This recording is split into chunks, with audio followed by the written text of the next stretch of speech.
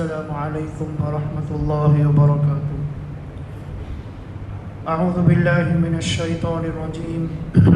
بسم اللہ الرحمن الرحیم۔ والسابقون الاولون من المہاجرین والانصار والذین اتبعوهم بإحسان رضی اللہ عنہم ورضوا عنہ وأعد لهم جنات تجری تحتها الأنہار خالدین فیہا ابدا ذلك الفوز العظیم۔ وممن حولكم من الأعراب منافقون ومن أهل المدينة مردوا على النفاق لا تعلمهم نحن نعلمهم سنعذبهم مرتين ثم يردون إلى عذاب عظيم۔ وآخرون اعترفوا بذنوبهم خلطوا عملا صالحا وآخر سيئا عسى الله أن يتوب عليهم إن الله غفور رحيم۔ خذ من أموالهم صدقة تطهرهم وتزكيهم بها وصل عليهم إن صلاتك سكن لهم والله سميع عليم۔ ألم يعلموا أن الله هو يقبل التوبة عن عباده ويأخذ الصدقات وأن الله هو التواب الرحيم۔ وقل اعملوا فسيرى الله عملكم ورسوله والمؤمنون وستردون إلى عالم الغيب والشهادة فينبئكم بما كنتم تعملون۔ وآخرون مرجون لأمر الله إما يعذبهم وإما يتوب عليهم والله عليم حكيم۔ والذين اتخذوا مسجدا ضرارا وكفرا وتفريقا بين المؤمنين وإرصادا لمن حارب الله ورسوله من قبل ولا يحلفن إن أردنا إلا الحسنى والله يشهد إنهم لكاذبون۔ لا تقم فيه أبدا لمسجد أسس على التقوى من أول يوم أحق أن تقوم فيه رجال يحبون أن يتطهروا والله يحب المطهرين۔ أفمن أسس بنيانه على تقوى من الله ورضوان خير أمن أسس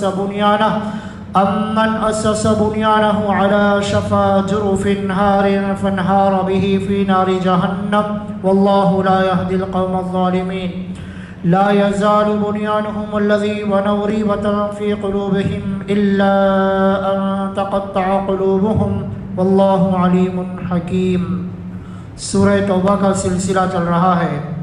سورہ توبہ کا رکوع نمبر 13، 11ویں پارے کا رکوع نمبر 2، آیت نمبر 100۔ پہلی آیت کا ترجمہ ہے، اور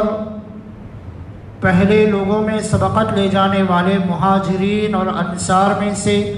اور جنہوں نے ان کے بعد ان کی اتباع کی ہے بہتر طریقے پر، اللہ تعالیٰ ان سے راضی ہو گیا اور وہ اس سے راضی ہو گئے،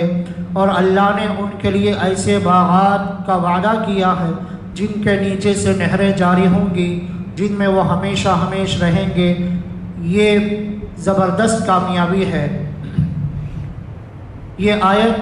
حضرات صحابہ اکرام رضوان اللہ علیہ مجمعین کی تعریف ہے اور ان کی اہمیت کو، ان کی فضیلت کو بتاتی ہے کہ صحابہ میں وہ صحابہ جو سابق ہیں، پہلے ایمان لانے والے ہیں۔ اب یہ جو سابقین کا مطلب کیا ہے؟ بعض حضرات نے کہا ہجرت سے پہلے جو ایمان لائے وہ مراد ہیں، بعض وہ ہیں جو ہجرت کے بعد ایمان لائے، بعض نے کہا صلح حدیبیہ سے پہلے جو ایمان لائے وہ مراد ہیں، صلح حدیبیہ کے بعد والے دوسرے مراد ہیں۔ مختلف تفسیریں ہیں، یعنی ابتدائی زمانے میں جن صحابہ نے اسلام قبول کر لیا وہ لوگ، اور پھر اس کے بعد ان کو فالو کرتے ہوئے جو ایمان لائے وہ سب کے سب اللہ تعالیٰ نے سب کی مغفرت کا وعدہ کیا اور سب کے ساتھ جو ہے رضامندی کا وعدہ کیا ہے۔ بعض نے کہا صحابہ اکرام مراد ہیں جو پہلے ایمان لائے، اس کے بعد جو والذین اتبعوهم بإحسان، جنہوں نے ان کو فالو کیا احسان کے طریقے پر۔ احسان کا مطلب ہے ایکسلنسی کے ساتھ جنہوں نے فالو کیا، وہ لوگ مراد ہیں۔ اس سے مراد حضرات تابعین آتے ہیں۔ صحابہ کا زمانہ، صحابہ کے بعد تابعین کا زمانہ، تابعین کے بعد تبع تابعین کا زمانہ، تقریباً 3 سینچریاں جو گزر چکی ہیں، گزر جاتی ہیں، یہاں تک جو صحابہ، تابعین اور تبع تابعین کا زمانہ چلتا ہے، یہ سارے لوگ مراد ہیں اس آیت کے اندر، ایسا بعض لوگوں نے کہا۔ لیکن صحابہ اکرام کے بارے میں تو یہ آیت اتنی متفق علیہ ہے کہ تمام تفسیر کے جتنے بڑے بڑے علماء ہیں، ائمہ ہیں، ان سب نے یہ کہا کہ صحابہ کی فضیلت کے بارے میں یہ آیت بہترین ترجمانی کرتی ہے۔ اور آج کے دور میں وہ نوجوان جو انٹرنیٹ سے اسلام کو سمجھنا چاہتے ہیں، دین کو، قرآن کو، شریعت کو سمجھنا چاہتے ہیں، وہ لوگ بڑے مغالطے میں پڑے ہوئے ہیں، کیونکہ انٹرنیٹ پر ہر قسم کا مواد آپ کو مل جاتا ہے۔ کوئی بھی تفسیر کرنے والا، کوئی بھی حدیث بیان کرنے والا، کوئی بھی وعظ و تقریر کرنے والا، نہ وہ کہاں سے سند یافتہ ہے، کون سے مدرسے میں، کون سے یونیورسٹی سے وہ فارغ ہوا ہے، کچھ بھی ہمیں پتہ نہیں ہے۔ بس ہمیں ایسا نظر آتا ہے کہ اس کو داڑھی ہے اور امامہ باندھا ہوا ہے، کرتا پاجامہ پہنا ہوا ہے، بس اس کو ہم اپنا امام مان لیں گے، اس کو ہم اپنا علامہ مان لیں گے، پھر اس کی بات پر اعتبار کرنے بھی لگ جاتے ہیں، اس کو فالو کرنے والے بھی بن جاتے ہیں۔ اور انجینئر اور پلمبر نام کے اتنے لوگ انٹرنیٹ پر بیٹھے ہوئے ہیں جن کو کام دھام کچھ ہے نہیں، بس قرآن و حدیث کو سامنے لے کر بیٹھ جاتے ہیں۔ اور حضرات صحابہ اکرام کو بھی ان لوگوں نے نہیں بخشا، صحابہ اکرام کی شان میں گستاخی کرتے ہیں۔ صحابہ اکرام میں بعض صحابہ کا نام لے کر یہ کہتے ہیں فلاں صحابی نے فلاں صحابی سے جنگ کی ہے اور فلاں صحابہ کا آپس میں جھگڑا تھا، اس لیے یہ صحابی حق پر ہے، یہ صحابی حق پر نہیں ہے، یہ صحابی صحیح ہے، یہ صحابی غلط ہے۔ نعوذ باللہ، بعض صحابہ کو ان لوگوں نے منافق کہنا بھی شروع کر دیا، حالانکہ قرآن کریم کی اس آیت کا ترجمہ آپ سنیں گے، رضی اللہ عنہم ورضوا عنہ، اللہ نے فرمایا جو پہلے ایمان لائے، پھر جو ایمان لانے میں جنہوں نے بعد میں ایکسلنسی کے ساتھ ان صحابہ کو فالو کیا، سب کو ملا کر اللہ نے فیصلہ کیا رضی اللہ عنہم ورضوا عنہ، اللہ ان سے راضی ہو گیا، وہ اللہ سے راضی ہو گئے، یعنی سارے صحابہ کو اللہ نے دنیا ہی کے اندر جنت کی بشارت اور اپنی رضامندی کی بشارت دے دی ہے۔ ہم اور آپ کو یہ اختیار نہیں دیا گیا، ہمیں وہ اتھارٹی نہیں دی گئی، وہ پاور نہیں دیا گیا کہ صحابہ اکرام جیسی مقدس جماعت کے بارے میں ہم اور آپ زبان کھول سکیں۔ اگرچہ ان کے درمیان کچھ لڑائیاں ہوئی ہیں، ان کے درمیان کچھ اختلافات ہوئے ہیں، لیکن اس کی وجہ سے آج کے زمانے کا کوئی آدمی، کوئی مفسر ہو، کوئی عالم ہو، کوئی مفتی ہو، اگر یہ کہے کہ صحابہ کے بارے میں یہ کہوں گا کہ فلاں صحابی صحیح ہے، فلاں صحابی غلط ہے، اس کی بات کو اس کے منہ پر مار دیا جائے گا۔ اور اہل سنت والجماعت کا یہ عقیدہ ہے سارے صحابہ حق پر ہیں، سارے صحابہ کا ہم ادب و احترام سے نام لیتے ہیں، اور تمام صحابہ بخشے بخشائے ہیں، اللہ کی مغفرت کا وعدہ ان کے ساتھ کیا ہوا ہے۔ اس کی ایک مثال، بہت باریک مثال ہے، اگر ہم غور سے سنیں گے تو ہماری سمجھ میں شاید آ سکتی ہے۔ اس کی مثال ایسی ہے کہ نماز چل رہی ہو اور امام صاحب نماز پڑھا رہے ہیں اور پیچھے صف میں کھڑے ہوئے مصلی نماز میں شامل ہیں۔ اب انسان ہے، امام بھی ایک انسان ہے، امام سے کوئی غلطی ہو گئی تو پیچھے والے مقتدیوں کو اللہ نے یہ رائٹ دیا ہے کہ وہ امام کو اشارہ کر سکتے ہیں زبان سے بولے بغیر، یعنی آپ سے غلطی ہوئی یہ نہ کوئی کر سبحان اللہ یا اللہ اکبر، اللہ کا ذکر کرنا ہے، جس سے امام متوجہ ہو جائے گا کہ مجھ سے کوئی غلطی ہوئی ہے۔ یعنی 4 رکعت کی نماز میں مثال کے طور پر 2 رکعت پر بیٹھنا تھا، غلطی سے امام صاحب کھڑے ہونے لگے اور آپ نے اللہ اکبر کہا تو امام صاحب فوراً بیٹھ جائیں گے، یا اگر وہ بالکل سیدھے کھڑے ہو گئے تھے تو ظاہر بات ہے وہ 4 رکعت مکمل کر لیں گے اور بعد میں اتحیات میں سلام پھیر کر سجدے سہو کر کے اپنی نماز کو مکمل کر لیں گے۔ یہ تو مسئلہ ہوا۔ اب جو مجھے کہنا ہے وہ یہ ہے، مثال کے طور پر امام کے ساتھ مقتدی شریک نماز چل رہی ہے، ایک آدمی وضو کر کے ابھی مسجد کے اندر قدم رکھا، ابھی وہ جماعت میں شامل نہیں ہوا، اور امام کی غلطی وہ وہاں سے نوٹ کر رہا ہے، اور وہ جماعت میں شامل ہوئے بغیر اگر امام کو لقمہ دے اور امام نے اس کا لقمہ لے لیا تو نہ صرف امام کی نماز بلکہ امام کے ساتھ جتنے لوگ شریک ہیں سب کی نماز غارت ہو جاتی ہے، باطل ہو جاتی ہے۔ وجہ یہ ہے کہ جو آدمی اندر آیا اگرچہ وہ مفتی ہے، عالم ہے، مفسر ہے، محدث ہے، کچھ بھی ہے، لیکن وہ جماعت میں شریک نہیں ہے، تو جماعت میں شریک نہ ہونے کی پاداش میں وہ پاور، وہ اتھارٹی آپ کو نہیں ہے کہ آپ وہاں سے لقمہ دیں۔ ہاں آپ آ کر جماعت میں شریک ہو جائیے، نیت باندھ لیجئے، اس کے بعد آپ لقمہ دیں گے اور امام آپ کا لقمہ لے لے گا تو بھی نماز ہو جائے گی۔ مثال کے طور پر امام نے کوئی غلطی ایسی کر دی جس میں میننگ چینج ہو جاتا ہے، تو اب وہ آنے والے عالم ہیں تو انہوں نے نوٹ کیا، وہاں سے آتے آتے انہوں نے سن لیا کہ قرات میں اتنی بڑی غلطی ہوئی ہے، اگر میں نہ کہوں تو نماز باطل ہو جاتی ہے۔ وہ نماز میں آ کر نیت باندھنے کے بعد اگر لقمہ دیتے ہیں اور امام ان کا لقمہ لیتا ہے تو نماز جائز ہے اور نماز سب کی ہو جاتی ہے۔ اور اگر وہ جماعت میں شریک ہوئے بغیر وہیں سے لقمہ دیں گے اور امام نے ان کا لقمہ لے لیا تو امام کے ساتھ سب کی نماز باطل ہو جاتی ہے۔ اب اس مثال کو سمجھنے کے بعد ہم آج کے زمانے پر آتے ہیں۔ حضرات صحابہ کرام رضوان اللہ علیہم اجمعین کا زمانہ جو ہے اتنے لمبے 1400 سال 1450 سال پہلے کا زمانہ،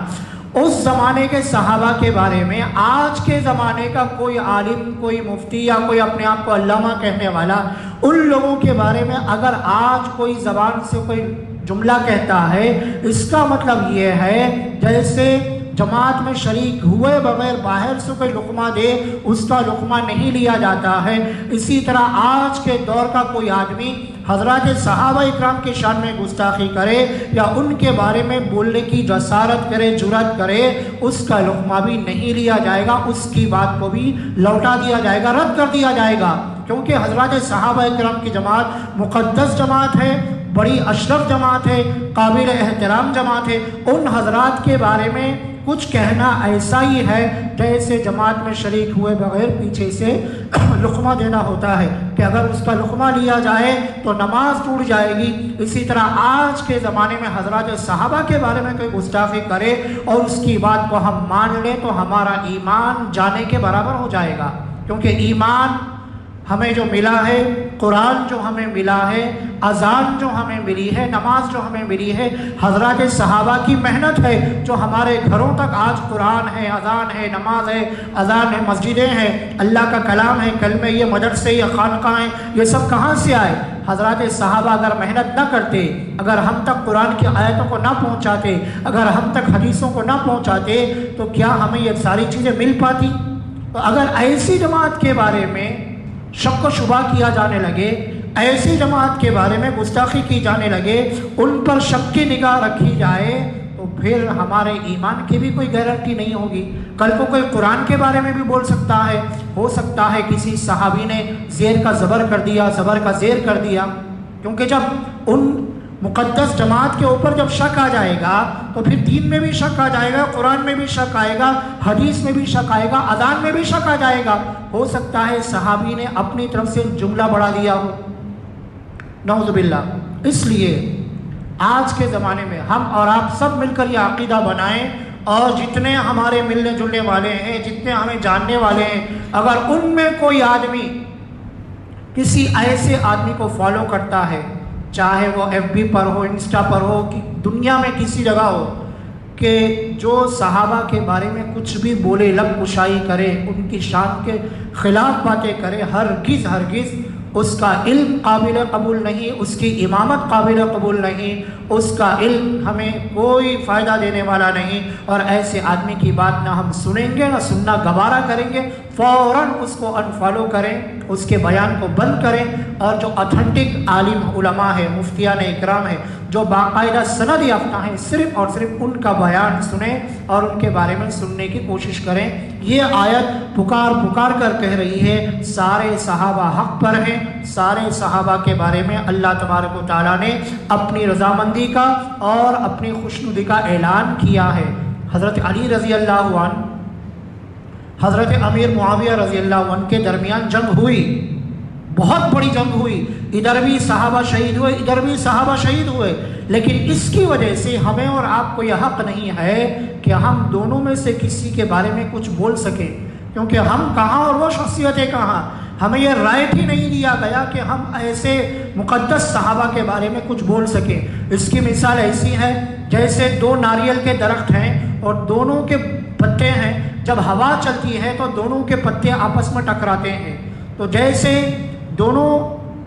جھاڑ برابر برابر ہیں، دونوں کے پتے بڑے بڑے ہیں، جب ہوا چلی اور دونوں کے پتے ٹکرائے، اسی طرح صحابہ اکرام یہ بھی بڑے درجے کے صحابی ہیں، یہ بھی بڑے درجے کے صحابی ہیں، ان کا آپس میں جنگ کرنا، لڑنا یا کچھ مخالفت کا ہونا ان کی ذاتی زندگی کے بارے میں ہمیں اور آپ کو یہ کہنے کا حق نہیں ہے کہ فلاں صحابی ایسے تھے، فلاں صحابی ایسے تھے۔ نعوذ باللہ، اگر ایسا کہیں گے تو ہمارے ایمان کو خطرے میں ڈالنے کے برابر ہے۔ اور آج ایسا دور آ چکا ہے، بیانوں میں باقاعدہ نام لے کر کہا جا رہا ہے، من گھڑت حدیثوں کو، من گھڑت روایتوں کو سامنے لا کر حضرات صحابہ اکرام جیسی مقدس جماعت کے شان میں گستاخی کی جا رہی ہے۔ اور مسلمانوں میں بہت سے نوجوان ایسے ہیں جو ان کو فالو بھی کرتے ہیں اور ان کو لائک بھی کرتے ہیں اور کمنٹس میں یہ لکھتے ہیں ہمیں آج تک پتہ نہیں تھا، آپ نے ہماری آنکھیں کھول دی۔ حالانکہ آنکھیں نہیں کھولی، جہنم میں جانے کا دروازہ کھول دیا ہے، وہ بھی جہنم میں جائے گا، آپ کو بھی جہنم میں لے کر ضرور جائے گا، کیونکہ صحابہ کی جماعت کے بارے میں کچھ بولنا گویا نبی کی شان میں گستاخی کرنا ہوا۔ نبی کریم صلی اللہ علیہ وسلم نے ارشاد فرمایا، جہنم کی آگ اس کو نہیں چھو سکتی جس نے ایمان کی حالت میں مجھے دیکھا ہو، یا جس نے مجھے میرے صحابہ کو جس نے ایمان کی حالت میں دیکھا ہو۔ یعنی مجھے جس نے ایمان کی حالت میں دیکھا یہ صحابہ آ گئے، اور صحابہ کو جس نے دیکھا اس میں تابعین بھی آ گئے، تبع تابعین بھی آ گئے، یعنی صرف صحابہ نہیں، تابعین، تبع تابعین تک کی جماعت کو اللہ کے رسول صلی اللہ علیہ وسلم نے جہنم سے آزادی کا سرٹیفکیٹ اور پروانہ دنیا ہی میں عطا فرما دیا۔ پھر کس پاداش میں ہم یہ کہنے کی جرات کرتے ہیں، گستاخی کرتے ہیں کہ نعوذ باللہ فلاں صحابی ایسے تھے ویسے تھے؟ نہیں کہنا چاہیے۔ حضرت امیر معاویہ رضی اللہ تعالیٰ عنہ کے بارے میں بہت گستاخی کی جاتی ہے، حالانکہ امیر معاویہ رضی اللہ تعالیٰ عنہ وہ شخصیت ہیں جنہوں نے قرآن کریم کی کتابت کی ہے۔ یعنی نبی صلی اللہ علیہ وسلم پر جب وحی آتی تو چند صحابہ تھے جن کو آپ نے مقرر فرمایا تھا کہ آپ نہیں ہے تو آپ رہنا، آپ نہیں ہے تو آپ رہنا۔ وہ لوگ نبی کریم صلی اللہ علیہ وسلم جب قرآن آپ پر نازل ہوتا تھا تو آپ قرآن لکھواتے تھے کہ مجھ پر اللہ تعالیٰ نے آج یہ آیت اتاری، اس کو لکھو، تو نوٹ کرنے والے صحابہ میں حضرت امیر معاویہ رضی اللہ تعالیٰ عنہ کا نامی اس میں گرامی بھی آتا ہے۔ اگر نعوذ باللہ امیر معاویہ رضی اللہ تعالیٰ عنہ غلطی پر ہوتے، کیا نبی صلی اللہ علیہ وسلم ان کو قرآن لکھنے کی خدمت پر مامور کرتے؟ اس سے ثابت ہوتا ہے کہ ان کے درمیان اگر کچھ اختلافات ہوئے تو ان کی ذاتی زندگی ہے، ہمیں اور آپ کو یہ رائٹ نہیں ہے کہ ہم ان کے بارے میں کچھ بولیں۔ تو اسی کو اللہ تعالیٰ نے یہاں پر بیان فرمایا، رضی اللہ عنہم ورضوا عنہ، اللہ ان سے راضی ہو گیا، وہ اللہ سے راضی ہو گیا، اور اللہ نے ان کے لیے جنت کا وعدہ کیا ہے۔ اگلی آیت ہے آیت نمبر 101، وَمِمَّنْ حَوْلَكُم مِّنَ الْأَعْرَابِ مُنَافِقُونَ، اور تمہارے اطراف اعراب میں سے یعنی دیہات والوں میں سے بعض منافقین ہیں، وَمِنْ أَهْلِ الْمَدِينَةِ، اور مدینے کے اندر بھی بعض لوگ منافق ہیں جو ظاہر میں مسلمان ہیں، اندر سے نفاق رکھتے ہیں، مردوا علی النفاق، اور نفاق پر بڑے سخت ہیں، اور لا تعلمہم، تم ان کو نہیں جانتے، نحن نعلمہم، ہم ان کو جانتے ہیں، ان کو 2 مرتبہ عذاب دیا جائے گا، پھر ان کے اوپر دردناک عذاب کی طرف ان کو لوٹایا جائے گا۔ 2 مرتبہ عذاب دیا جائے گا کا مطلب یہ ہے دنیا میں بھی ان کو رسوا کیا جائے گا اور آخرت میں بھی ان کو رسوا کیا جائے گا۔ اسی لیے اس سے پہلے بھی یہ کہا جا چکا کہ حضرت حذیفہ بن یمان رضی اللہ تعالیٰ عنہ کو نبی صلی اللہ علیہ وسلم نے بلا کر فرمایا، میری امت میں یہ نام کا یہ نام کا یہ نام کا نام گنوائے کہ یہ نام منافقین کی لسٹ ہے، تمہیں قسم ہے تم کسی کو مت بتانا۔ حذیفہ رضی اللہ تعالیٰ عنہ کسی کو نہیں بتائے۔ حضرت عمر رضی اللہ تعالیٰ عنہ جنازے کی نماز میں دیکھتے، اگر حذیفہ رضی اللہ عنہ شہر میں ہیں اور وہ جنازے میں شامل ہیں، اس کا مطلب مرنے والا سچا پکا مسلمان تھا، اور شہر میں رہتے ہوئے حضرت حذیفہ حاضر نہیں ہیں، اس کا مطلب وہ سمجھ جاتے کہ مرنے والا منافق ہے۔ آپ بھی جنازے کی نماز نہیں پڑھاتے اور لوگوں کو بولتے تم اس کی جنازے کی نماز پڑھ لو۔ تو بعض نشانیاں نبی صلی اللہ علیہ وسلم نے بتائی، لیکن اللہ تعالیٰ نے جن کے بارے میں اطراف و اکناف کے بارے میں نہیں معلوم تھا، ان کے بارے میں اللہ تعالیٰ نے اس آیت میں بتا دیا کہ ان سے ہوشیار رہیے، یہ ظاہر میں مسلمان بنتے ہیں، اندر سے نفاق رکھتے ہیں۔ وآخرون اعترفوا بذنوبہم، بعض وہ لوگ ہیں جنہوں نے اپنے گناہوں کا اعتراف کیا، خلطوا عملا صالحا وآخر سیئا، انہوں نے بعض اعمال کو نیک اعمال کے ساتھ بھی عمل کیا، بعض ان سے کچھ برائیاں بھی ہو گئی ہیں۔ عسى اللہ ان يتوب علیہم، ان قریب اللہ تعالیٰ سے امید ہے اللہ ان کو معاف کرے گا، بے شک اللہ تعالیٰ مغفرت کرنے والا، رحم کرنے والا ہے۔ یہ وہ صحابہ ہیں کہ جنہوں نے غزوہ تبوک میں نکلنا چاہا لیکن کچھ سستی اور کاہلی کی وجہ سے نہیں نکل سکے، تو اللہ تعالیٰ نے فرمایا ان صحابہ سے غلطی ہوئی، ان کے نیک اعمال بھی ہیں، بعض عمل وہ ہیں جس کی وجہ سے یہ پکڑ کے لائق ہیں، لیکن اللہ تعالیٰ نے ان کو معاف کر دیا، یعنی ان کی برائی بھی بتائی، فوراً ان کی توبے کا بھی اعلان فرما دیا کہ دیکھو اس غلطی کی وجہ سے ان کے بارے میں کچھ نہیں بولنا، اللہ نے ان کو معاف کر دیا۔ جیسا کہ 3 صحابہ کے بارے میں اگلے رکوع میں تفصیل سے آنے والا ہے کہ 3 صحابہ تھے، اس سے پہلے بھی گزرا کہ جو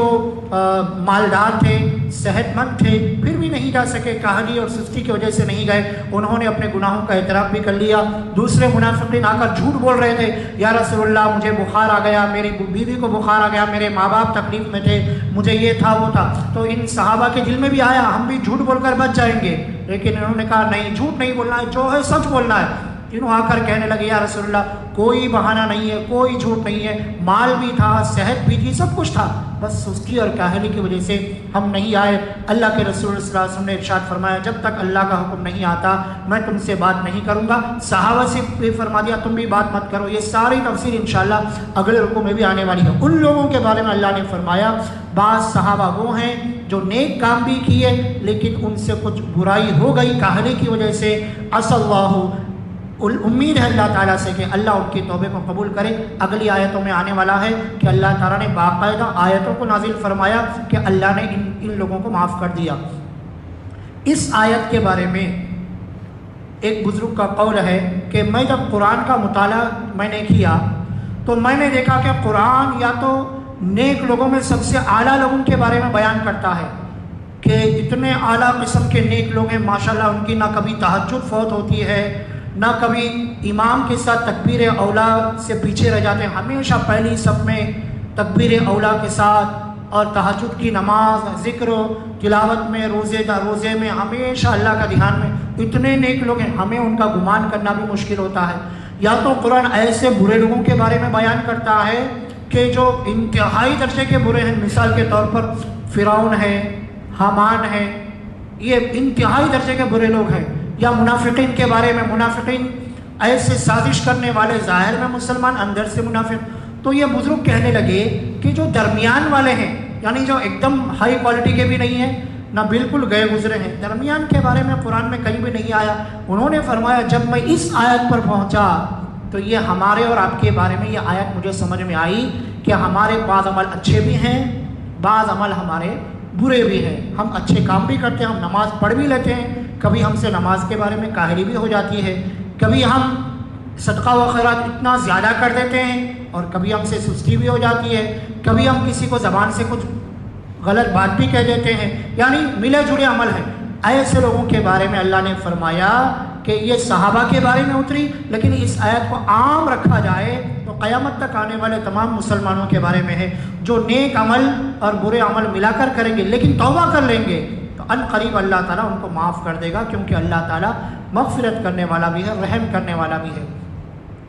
جب ان صحابہ کی توبہ قبول ہوئی تو ایک صحابی حضرت کعب رضی اللہ تعالیٰ نے گئے اور عرض کیا یا رسول اللہ میرے باغ کی وجہ سے میں نہیں آیا، میں لالچ میں آ گیا کہ باغ میں پھل لگے ہوئے ہیں، کھجور لگے ہوئے ہیں، اب میں جا کر ان کو نہ توڑ کر جاؤں گا، واپس آنے تک یہ خراب ہو جائیں گے، لہٰذا یہ سارا باغ اللہ کے راستے میں دیتا ہوں۔ آپ نے فرمایا ایسا مت کرو،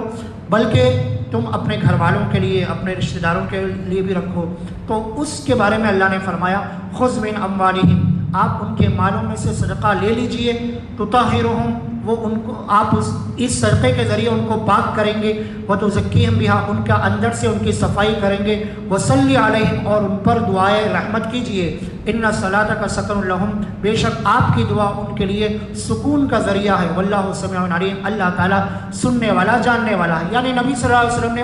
उनसे सदका नहीं लिया तो अल्लाह ने आयत नाज़िल फरमाई, वो जो दे रहे हैं आप ले लीजिए, उनका सदका, आपका उनसे सदका ले लेना उनके लिए खुशी का बाइस बनेगा। अब सवाल ये पैदा होता है, इससे पहले की आयत में तो अल्लाह ने खुद मग़फ़िरत का ऐलान कर दिया, फिर सदका लेने की वजह क्या है? सदका लेने की वजह यह है कि अगरचे अल्लाह ने माफ़ कर दिया, लेकिन दिल के अंदर कहीं ना कहीं वो शर्मिंदगी रहती है कि हमसे गलती हो गई। अब उसका तावान अगर अदा कर दिया जाए, सदक़े की शक्ल में दे दिया जाए, तो इत्मीनान हो जाता है। अल्लाह ने तौबा भी कबूल फरमा लिया, मैं अल्लाह के रास्ते में माल भी दे दिया,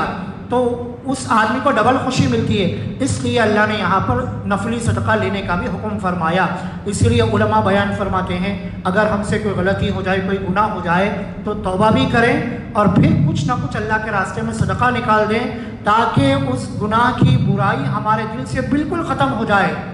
मिसाल के तौर पर हमसे कोई गुनाह नहीं छूट रहा,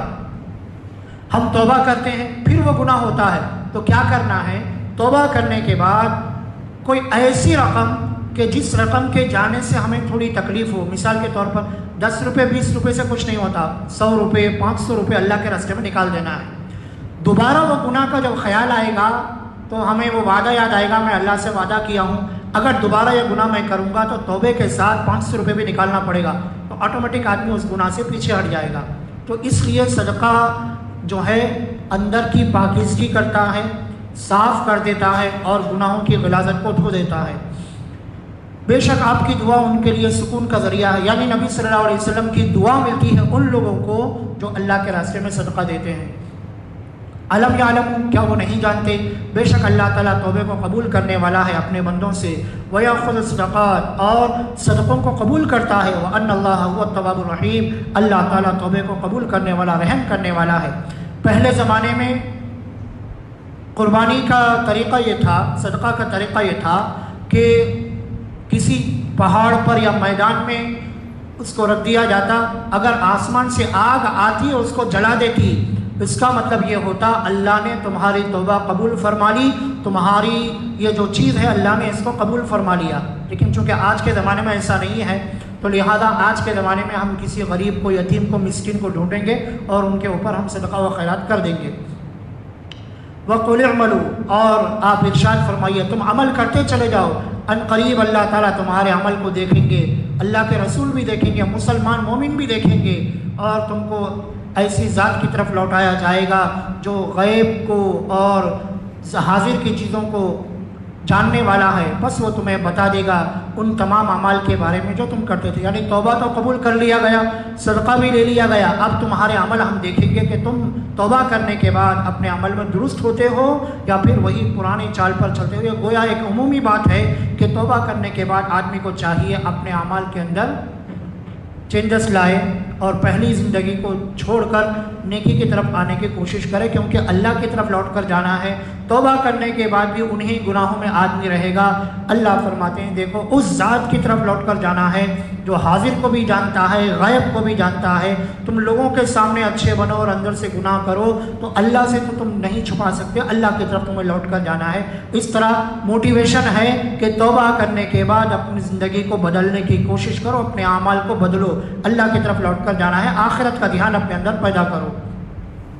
व आखरून मुरजून लिअम्रिल्लाह, और बाज़ वो हैं इनके अलावा जो अल्लाह की रहमत के उम्मीदवार हैं, अल्लाह चाहे तो उनको अज़ाब देगा या अल्लाह उनको माफ़ करेगा, अल्लाह जानने वाला, हिकमत वाला। ये उन्हीं सहाबा के बारे में है कि जिनके बारे में बाद में आयतें नाजिल हुई कि इन लोगों ने अल्लाह के नबी सल्लल्लाहु अलैहि वसल्लम से जाकर कहा था कि या रसूलल्लाह काहली सुस्ती की वजह से ऐसा हो गया, तो अल्लाह ताला ने इनके अमल को मुअख्खर कर दिया, थोड़े दिन के लिए रोक कर रख दिया और ये कहा कि इंतज़ार करो। फिर जब तकरीबन 40-50 दिन का वक्त गुजर गया, उसके बाद अल्लाह तबारक व तआला ने आयतों को नाजिल फरमाया। उन आयतों से पहले की आयत है, यानी उनके हुक्म को मुअख्खर करके रख दिया गया, लटका कर रख दिया गया, इनको छोड़ दिया गया। इसी दरमियान में इन सहाबा के आप सुनेंगे आगे भी कि अल्लाह ताला ने आजमाया भी کہ ایک صحابی کے بارے میں آیا کہ ان کے بارے میں جب یہ معلوم ہوا تو دوسرے ملک کے بادشاہ نے اپنے ایلچی کو بھیجا اور ان کو خط بھیجا کہ تمہارے ساتھی یعنی تمہارے پیغمبر نے تم کو دھتکار دیا ہے، تم میرے پاس آ جاؤ، میں تمہیں بہت مال دوں گا، میں تمہیں حکومت دے دوں گا، لالچ دیا اور ان سے کہا کہ تم اسلام کو چھوڑ دو، ہمارے پاس آ جاؤ۔ ان صحابی نے فرمایا یہ اللہ کی آزمائش ہے، اس کے خط کو پھاڑ کر پھینک دیا اور یہ کہا اللہ کے رسول کو چھوڑ کر میں کہیں جانے والا نہیں ہوں۔ تو اس طرح آزمائش بھی ان کی ہوئی ہے۔ تو بعض وہ ہیں جن کی جو اللہ کی رحمت کے امیدوار ہیں، اللہ تعالیٰ حکمت والا جاننے والا ہے، تو بعض کی آیتوں میں اللہ تعالیٰ نے ان کی معافی کا اعلان بھی کر دیا۔ پھر ایک آیت ہے والذین، آیت نمبر 107، اور والذین اتخذوا مسجدا ضرارا، اور جن لوگوں نے مسجد ضرار کو اختیار کیا، ضرارن تکلیف دینے کے لیے، وکفرن کفر کے لیے، وتفریقا بین المؤمنین مومنین کے درمیان ٹکڑیاں بنانے کے لیے، وارصادا پناہ گاہ بنانے کے لیے ان لوگوں کے لیے جو اللہ اور اللہ کے رسول سے مقابلہ کرتا ہے اس سے پہلے، وَلَا يَحْلِفُنَّ، ان قریب وہ قسمیں کھائیں گے ہمارا ارادہ نیکی کا تھا، اللہ تعالیٰ گواہ ہے بے شک یہ لوگ جھوٹے ہیں۔ یہ اصل میں ابو عامر راہب ایک آدمی ہے جو بڑا منافق تھا، جس نے نبی کریم صلی اللہ علیہ وسلم کے مدینے میں آنے کے بعد آپ کے سامنے آ کر آپ کی رسالت کے بارے میں بہت سے شک و شبے ظاہر کیے، آپ سے آ کر سوالات کیے، نبی نے اس کو جوابات دیے، پھر بھی اس کو تسلی نہیں ہوئی، اس نے کہا مجھے اطمینان نہیں ہے، میں آپ کو نہیں مانتا۔ صرف اتنا ہی نہیں کہا بلکہ اس نے یہ بھی کہا میں آپ کے خلاف ہر جنگ میں دشمنوں کی طرف جاؤں گا اور آپ کا مقابلہ کروں گا، اور آپ میں سے یا مجھ میں سے دونوں میں سے جو جھوٹا ہے، اس نے خود یہ کہا میری بد دعا ہے کہ اللہ تعالیٰ اس کو اپنے رشتہ داروں سے دور کسی مقام پر لے جائے اور وہیں پر وہ گزر جائے، یعنی مرنے کے وقت نہ رشتہ دار ساتھ ہوں نہ دوست احباب ساتھ ہوں، بالکل دور دراز علاقے میں اس کی موت واقع ہو جائے، اور وہ یہ سمجھ رہا تھا کہ وہ سچائی پر ہے، نعوذ باللہ، نبی صلی اللہ علیہ وسلم جو ہے جھوٹ پر ہے، ایسا سمجھ کر اس نے بد دعا دی، اللہ نے اس کی دعا اسی کے حق میں قبول فرمائی۔ اور یہ جو شخص ہے اس کے بارے میں آتا ہے کہ تقریباً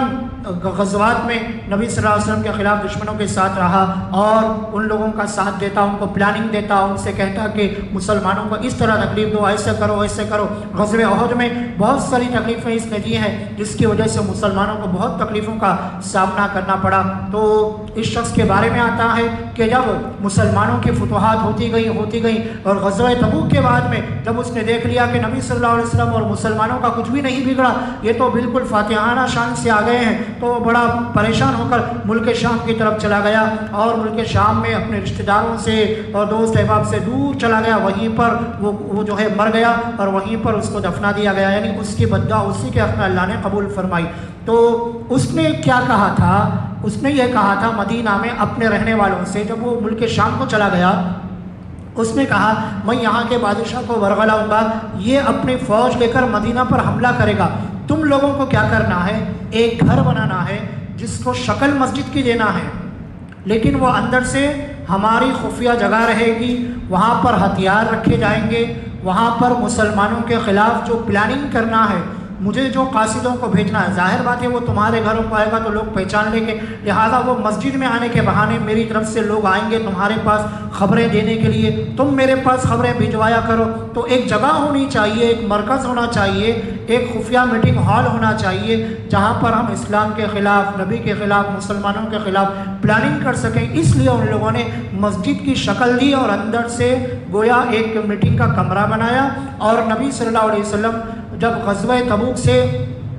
واپس آنے والے تھے اس سے پہلے ان لوگوں نے جو ہے یہ کام مکمل کر لیا اور مسجد کی شکل دے دی، اور اس کے بعد نبی کی خدمت میں آ کر انہوں نے عرض کیا یا رسول اللہ ہمارے گھر دور دور ہیں اور گرمی میں بارش میں آنا مشکل ہوتا ہے، بہت سے ضعیف لوگ بھی ہیں جن کو جو ہے مسجد نبوی تک آنا دشوار ہے، لہذا ہم نے قریب میں ایک مسجد بنائی ہے، آپ ایک مرتبہ آ کر صرف ایک نماز آپ ادا کر دیجئے تاکہ اس مسجد کی اوپننگ ہو جائے، افتتاح ہو جائے، آگے ہم اس مسجد کو سنبھال لیں گے۔ نبی صلی اللہ علیہ وسلم بڑے خوش ہوئے، ٹھیک ہے مسجد بنا رہے ہیں تو خوشی کی بات ہے، اللہ کا گھر بن رہا ہے، لیکن جب آپ مدینہ کے قریب آنے والے تھے تو اس وقت میں جبرائیل علیہ السلام آئے اور آنے سے پہلے ہی اللہ کے نبی کو یہ کہہ دیا کہ اللہ تعالیٰ نے یہ فرمایا ہے کہ یہ مسجد نہیں ہے، یہ مسجد کی شکل میں گھر بنایا گیا ہے، یہ خفیہ میٹنگ ہال بنایا گیا ہے، آپ ہرگز اس جگہ نماز نہیں پڑھنا چاہیے۔ پھر اللہ کے نبی صلی اللہ علیہ وسلم کے حکم سے 2 صحابہ گئے اور انہوں نے جا کر اس کو ڈھا دیا، اس کو آگ لگا دیا، اس کو بالکل مسمار کر دیا، ختم کر دیا۔ اس کے بارے میں ان آیتوں کو اللہ نے نازل فرمایا، والذین اتخذوا مسجدا ضرارا، جن لوگوں نے مسجد کو بنایا ضرارا، تکلیف دینے کے لیے، کفر پھیلانے کے لیے، مسلمانوں کو ٹکڑوں میں بانٹنے کے لیے اور اپنی پناہ گاہ بنانے کے لیے، اللہ فرماتے ہیں یہ آپ کے پاس آ کر قسم کھائیں گے ہم ایسا نہیں کرتے، ہم تو نماز پڑھنے کے لیے بنائے ہیں۔ اللہ فرماتے ہیں واللہ یشہد، اللہ گواہی دیتا ہے، انہم لکاذبون، یہ برابر جھوٹے ہیں، یہ اپنے وعدے میں سچے نہیں ہیں، ان کی بات مت سنیے۔ لا تقم فیہ ابدا، آیت نمبر 108، آپ اس میں ہرگز مت کھڑیے کا مطلب یہ ہے نماز پڑھنے کے لیے مت کھڑیے۔ لمسجد اسس علی التقوی من اول یوم، بے شک وہ مسجد جس کی بنیاد اسس تاسیس سے ہے۔ تاسیس کا معنی ہوتا ہے جو سنگ بنیاد رکھا جاتا ہے، جو مسجد جب مکمل ہو جاتی ہے تو باہر تختی لگائی جاتی ہے، یوم تاسیس یعنی فاؤنڈیشن ڈے جو ہوتا ہے، تو اس سے اسیسا نکلا۔ وہ مسجد جس کا فاؤنڈیشن رکھا گیا علی التقوی، اللہ کے ڈر کے اوپر، من اول یوم، جب سے وہ بنائی گئی ہے، احق، وہ زیادہ بہتر ہے، ان تقوم فیہ، کہ آپ اس میں آپ کھڑے۔ یعنی اس کا مطلب یہ ہے کہ مسجد قباء جو ہے، مسجد قباء سے تھوڑی دور پر یہ مسجد بنائی گئی، مسجد زرار جس کا نام ہے، اور آج بھی وہ جگہ موجود ہے، ویران پڑی ہوئی ہے، آج تک وہ جگہ آباد نہیں ہوئی۔ تو ان لوگوں نے کیا کیا، مسجد قباء سے تھوڑی دور پر اس مسجد کو بنایا۔ تو اللہ تعالیٰ نے ان آیتوں میں مسجد قباء کی فضیلت بھی ارشاد فرمائی۔ مسجد قباء جو شروع دن سے بنیاد میں اللہ کا ڈر تقوی کی بنیاد پر جس مسجد کو بنایا گیا، وہ مسجد زیادہ حقدار ہے کہ آپ اس میں قیام کریں، نماز پڑھیں۔ اس مسجد کو نہ جائیں جو کہ کفر کے لیے اور مسلمانوں کو تکلیف دینے کے لیے بنائی گئی ہے۔ اس لیے مسجد قباء کی فضیلت کے بارے میں آتا ہے، نبی صلی اللہ علیہ وسلم نے ارشاد فرمایا، جو شخص قباء کی مسجد میں 2 رکعت نماز ادا کرتا ہے، اللہ تعالیٰ ایک عمرے کا ثواب اس کو عطا فرماتے ہیں۔ اس لیے جو بھی حاجی یا عمرہ کرنے والے جاتے ہیں، ضرور جا کر وہاں پر جو ہے 2 رکعت نماز، جتنی توفیق ہوتی ہے۔ بعض حضرات کو وہ ہے ماشاءاللہ جو دن میں 4 5 بار جاتے ہیں، مسجد نبوی جاتے ہیں، پھر ایک عمرہ کرنے کی خواہش ہوتی ہے کیونکہ عمرے کا ثواب مل رہا ہے، پھر ٹیکسی کرتے ہیں اور مسجد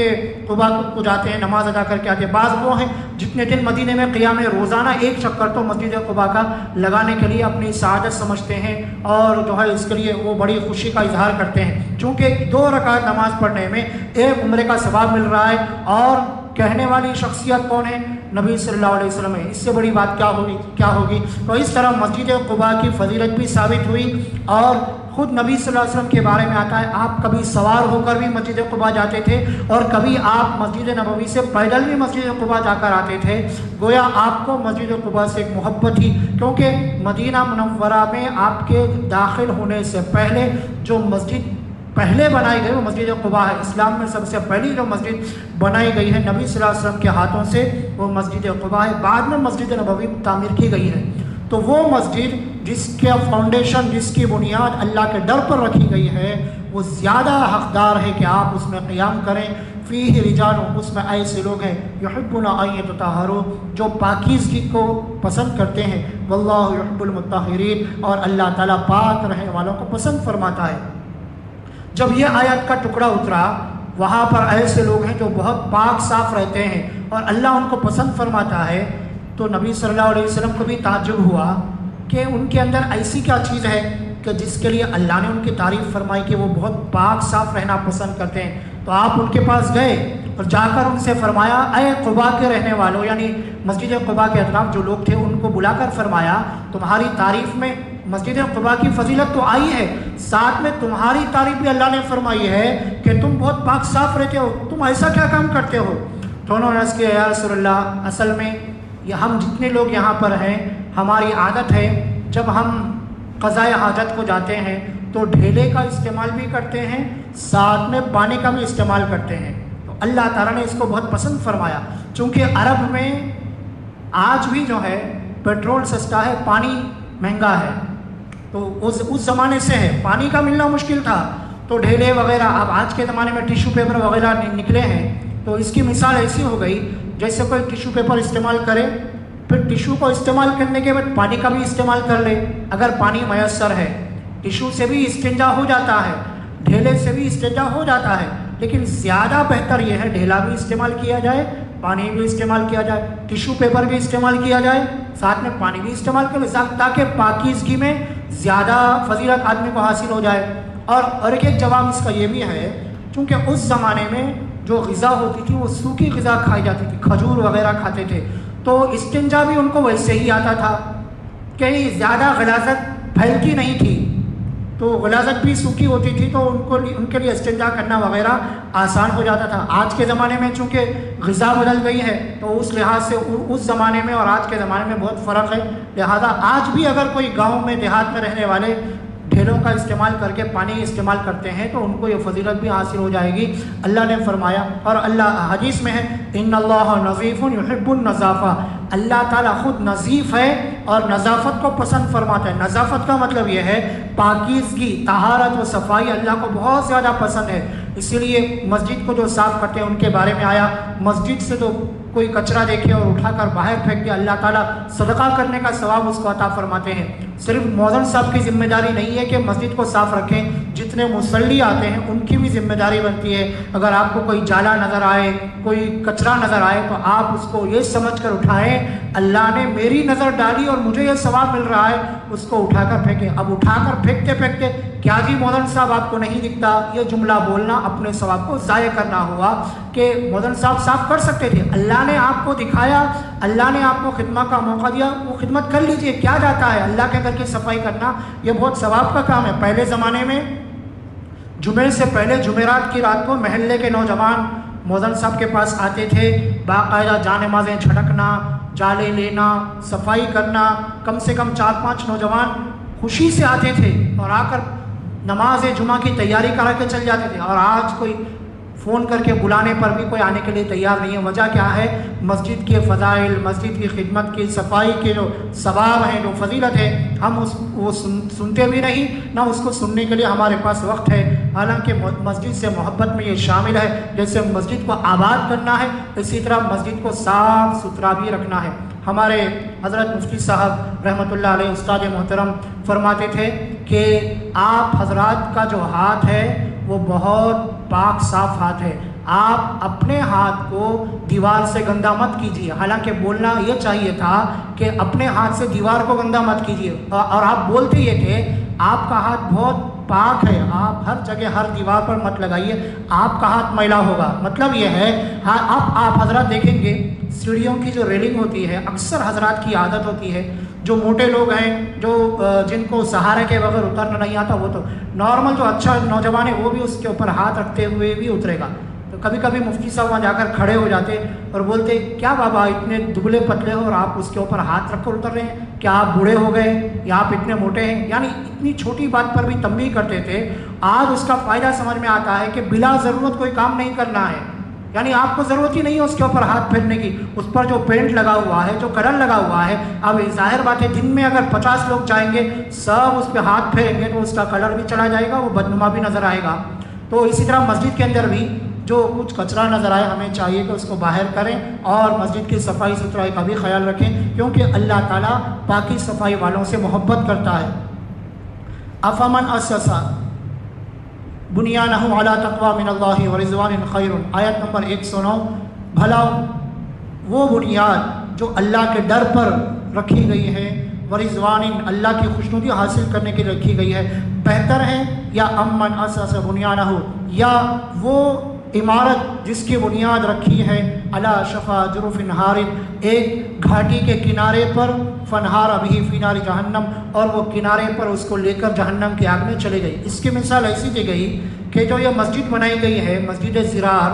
یہ ایسی جگہ بنائی گئی ہے، گھاٹی کا کنارہ ہے۔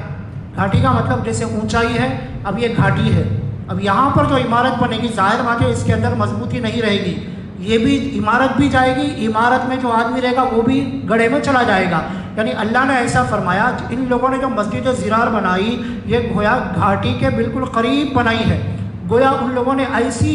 چیز بنائی کہ وہ بھی جائے گی جہنم میں اور اس کے ساتھ وہ لوگ بھی جائیں گے جو اس کے اندر جانے والے ہیں۔ واللہ لا یہدی القوم الظالمین، اللہ تعالیٰ ظالم قوم کو ہدایت نہیں دیتا۔ اب چھوٹا سا ایک سوال ذہن میں آتا ہے کہ اگر وہ مسجد بنائی گئی تو مسجد کو کیسے جلایا جائے، مسجد کو کیسے گرایا جائے؟ علماء نے بیان فرمایا اس کو صرف مسجد کی شکل دی گئی، نہ اس میں نماز پڑھی گئی، نہ اس میں کوئی بیان کیا گیا، نہ اس میں اللہ رسول کی کوئی بات کی گئی، اس کی بنیاد ہی رکھی گئی مسلمانوں میں ٹکڑیاں بانٹنے کے لیے اور مسلمانوں کے درمیان جو ہے ان کو تکلیف دینے کے لیے، ہتھیار رکھنے کے لیے، میٹنگ بنانے کے لیے، لہذا اس کو مسجد کا نام نہیں دیا جائے گا۔ اس سے دو تین مسئلے سامنے آتے ہیں۔ پہلا مسئلہ یہ ہے، پہلے سے ایک جگہ مسجد ہے اور اس کے بالکل بغل میں اگر کوئی آدمی مسجد بنائے، اس کی نیت یہ ہے یہاں کے مصلی کم ہو جائیں اور یہاں مصلیوں کے اندر دراڑ پڑ جائے، اس مسجد کی آبادی کم ہو جائے، اس نیت سے اگر کوئی بعض مسجد بناتا ہے تو اگرچہ وہ گنہگار ہے لیکن پھر بھی اس دوسری مسجد کو مسجد کہا جائے گا، مسجد کا جو حکم ہے برابر اس کے اوپر لاگو ہو جائے گا۔ اس کو مسجد زرار کہہ کر آپ اس کو گرا نہیں سکتے، اس کو ہٹا نہیں سکتے، حالانکہ جس نے بنایا اس کو گناہ ملے گا، کیونکہ جو کوئی مسلمانوں کے درمیان نفرتیں پیدا کرتا ہے اس کا بہت بڑا گناہ ہوتا ہے اور اللہ تعالیٰ اس کو معاف نہیں کرتے۔ لیکن پھر بھی چونکہ مسجد اگر بنا دی گئی تو مسجد کا حکم جیسے یہ مسجد رہے گی وہ بھی باقاعدہ مسجد رہے گی۔ ہاں بہتر یہ ہے کہ جو دوسری مسجد بنائی گئی ہے اس میں آپ نماز نہ پڑھیں، الا یہ کہ کوئی مجبوری آ گئی اور آپ کو یہاں جماعت نہیں ملی، تب جا کر آپ وہاں پر نماز پڑھ سکتے ہیں، ورنہ کوشش یہ کریں اس دوسری مسجد میں نہ جائیں بلکہ پہلے سے جو مسجد ہے وہاں پر آ کر آپ نمازیں پڑھیں۔ اور تو یہ مسئلہ بھی ہے۔ دوسرا یہ ہے کہ